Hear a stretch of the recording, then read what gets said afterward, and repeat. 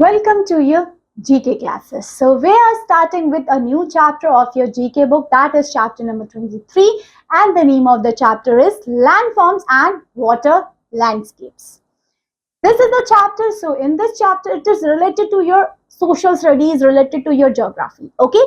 That is related to that chapter, but it is here in your GK book. That is why we can call GK is a subject जिसमें आपको सब कुछ पढ़ना पड़ेगा, सब कुछ की नॉलेज आप ले लोगे, ठीक है? दैट्स वाई आपको ये क्लासेस, आपको ये सब्जेक्ट मैं पढ़ा रही हूँ ताकि आपका ये फेवरेट सब्जेक्ट बन जाए. आगे बहुत स्कोप है जीके का, ठीक है? It's not an extra subject और something like that, it is the very important subjects. Okay, चलिए फिर शुरू करते हैं. थोड़ा सा अब हम सोशल स्टडीज पे मूव ऑन हो गए हैं, ठीक है? क्योंकि हम वर्ल्ड के बारे में जान रहे हैं, तो देखते हैं वर्ल्ड में हमने देखा करेंसीज कौन कौन से वर्ल्ड में कहाँ कहाँ की है, ठीक है? इससे पहले वाली क्लास में हमने पढ़ा था हमारे जो फेमस चीजें, लार्जेस्ट रिवर कौन सा है, लार्जेस्ट स्टेचू कौन सा है, सबसे टॉलेस्ट स्टेचू है ना, लार्जेस्ट कौन से रेलवे, कौन सी लाइन सबसे है, ये सब हमने पढ़ चुके हैं. आपने नहीं वीडियो देखी है, प्लीज आप जाके देखिए, वीडियो सेक्शन में सब कुछ ऑलरेडी अपलोडेड है.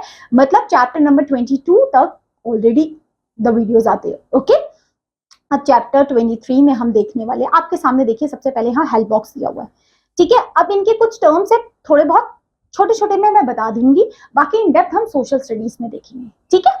चलिए, अब लैंडफॉर्म्स हमारे वर्ल्ड में है ना, अर्थ में बहुत सारे लैंडफॉर्म्स है. कहीं आप देखते होंगे बेटा पहाड़ है, कहीं नदियां हैं, है ना, कहीं पे आपको डेजर्ट एरिया दिख जाते हैं, ये सब लैंडफॉर्म्स है, जो भी वेरिएशंस दिख रहे हैं, ठीक है? और कहीं कहीं पे आपको दिखता है पानी ही पानी है, वो सारी वाटर लैंडस्केप हो गए जो सी के फॉर्म में, ओशंस के फॉर्म में है, ठीक है? चलिए फिर देखते हैं. Read the given clues and fill in the blanks. आपको क्लूज पढ़ना है, फिल इन द ब्लैंक्स में आंसर लिखने हैं.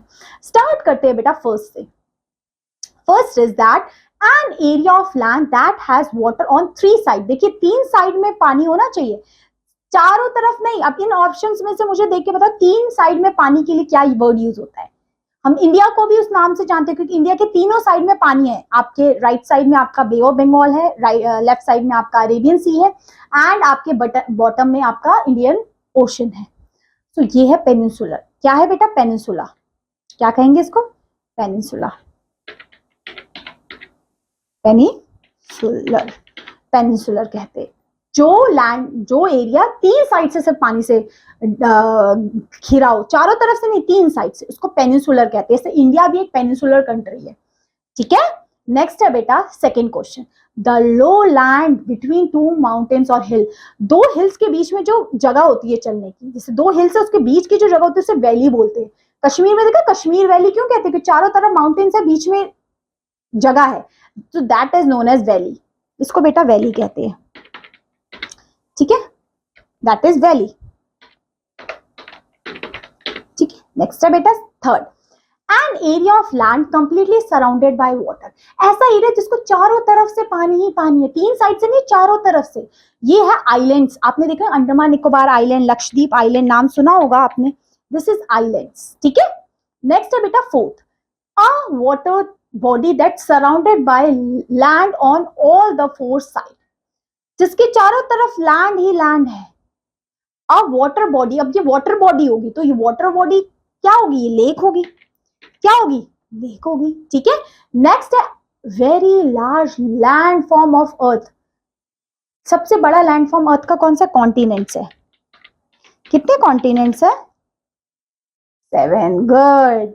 नेक्स्ट बताइए sixth question. Very large water bodies on the earth that contain salty water. जिसमें सॉल्टी वाटर है उसको क्या कहेंगे? ओशंस कहेंगे. और ओशंस या लार्ज वाटर बॉडीज, कितने ओशंस है हमारे? 5. Very good. सो आपने ये चीजें सोशल स्टडीज में पढ़ रखी है. नेक्स्ट है बेटा 7th question. A barren landforms that gets very little rainfall and it is very hot. जहां कम बारिश होगी और वहां पे मौसम रहता है गर्म. तो ये डेजर्ट के अलावा कोई और ऑप्शन तो दिमाग में आया नहीं हमारे, है ना? Next 8. A large body of salty water surrounded by land. अब ये होगा हमारा सी, ठीक है? नेक्स्ट है बेटा a landform that rises from higher than the surrounding land. अब ऐसा एरिया जो थोड़ा सा उठा हुआ हो. अब इन ऑप्शंस में देखो उठा हुआ तो मुझे सिर्फ माउंटेन्स दिख रहे हैं. माउंटेन्स ही है जो लो लेवल से थोड़ा उठा हुआ है, तो इसको कहेंगे माउंटेन. एंड ये होता है चैप्टर यहीं फिनिश, जिसमें हमने लैंडफॉर्म्स एंड वाटर लैंडस्केप्स के बारे में पढ़ा और समझा। समझ में आया? कोई दिक्कत? So yeah, this is the chapter all about. So I'm hoping so everything is clear. So now I will meet you again with another chapter. Till then, have a smile on your face and be healthy. Bye bye.